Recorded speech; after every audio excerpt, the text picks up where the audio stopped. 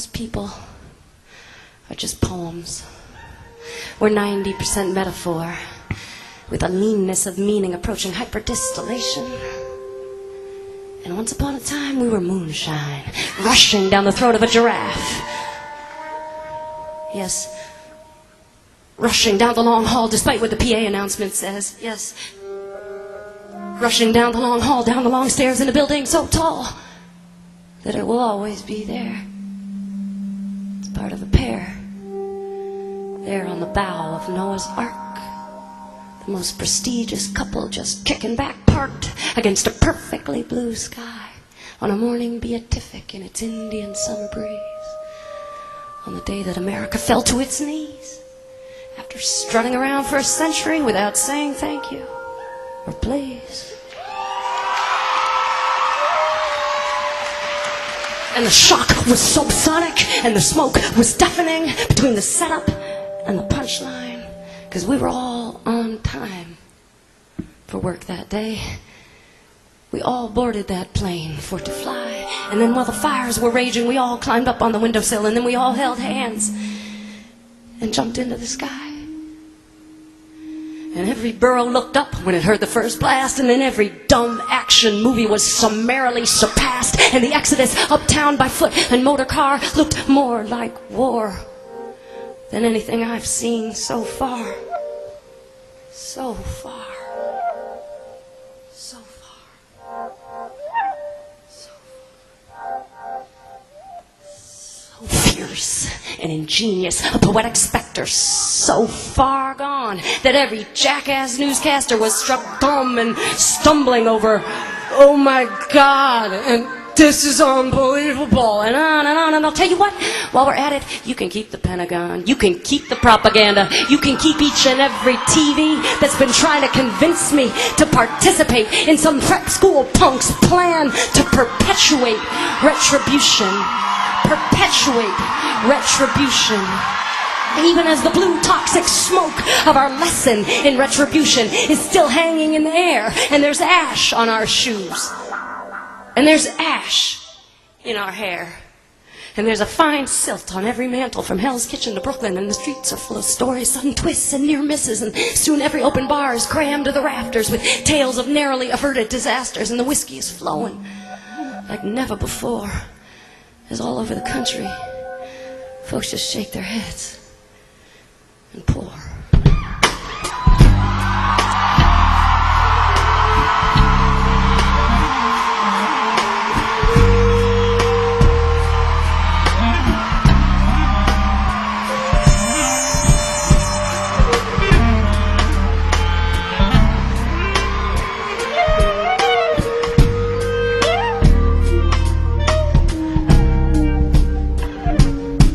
So here's a toast to all the folks that live in Palestine, Afghanistan, Iraq, El Salvador.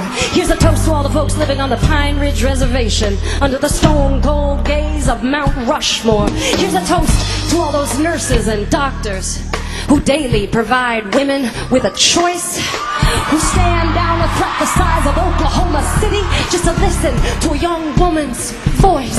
Here's a toast to all those folks on death row right now, awaiting the executioner's guillotine, who are shackled there with dread and can only escape into their heads to find peace in the form of a dream. Peace in the form of a dream. Peace in the form of a dream. 'Cause take away our PlayStations and we are a third world nation, under the thumb of some blue blood royal son who stole the Oval Office and that phony election. I mean, it don't take a weatherman to look around and see the weather. Jeb said he'd deliver Florida, folks, and boy, did he ever. And we hold these truths to be self-evident. Number one, George W. Bush is not president. Number two, America is not a true democracy. And number three, the media is not fooling me, 'cause I'm a poem heating hyperdistillation, and I've got no room for a lie so verbose. Yeah.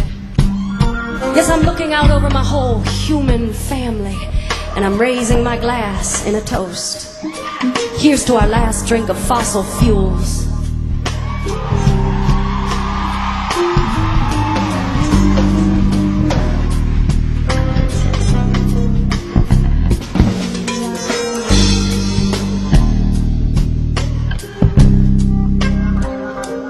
May we vow to get off of this sauce.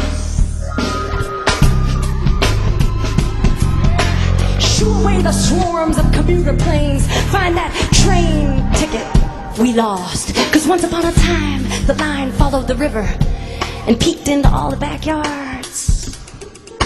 And the laundry was waving and the graffiti was teasing us from brick walls and bridges. We were rolling over ridges, through valleys, under stars. I dream of touring like Duke Ellington in my own railroad car.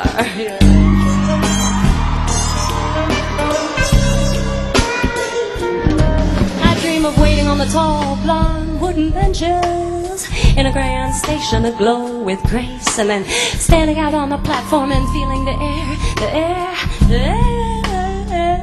on my face. Give back the night its distant whistle. Give the darkness back its soul. Give the big oil companies the finger finally, and relearn how to rock and roll.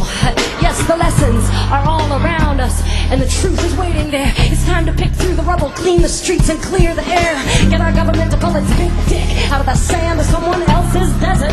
Put it back in his pants. Quit the hypocritical chants of freedom forever. 'Cause when one lone phone rang in 2001 at 10 after 9 on 911, which was the number we all call when that lone phone rang, right off the wall, right off our desk and down the long hall, down the long stairs in a building so tall that the whole world turned just to watch it fall.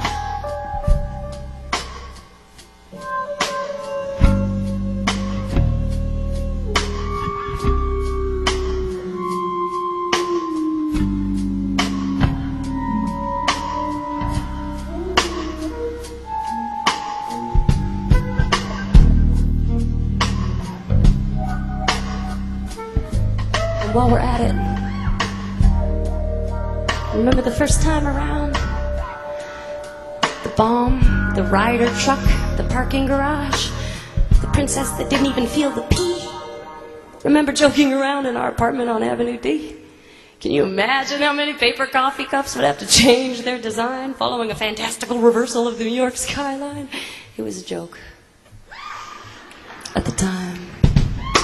And that was just a few years ago, so let the record show that the FBI was all over that case, that the plot was obvious and in everybody's face. And scoping that scene religiously, the CIA, or is it KGB, committing countless crimes against humanity with this kind of eventuality as its excuse for abuse after expensive abuse, and they didn't have a clue. Look, another window to see through. Way up here on the 104th floor, look, another key, another door.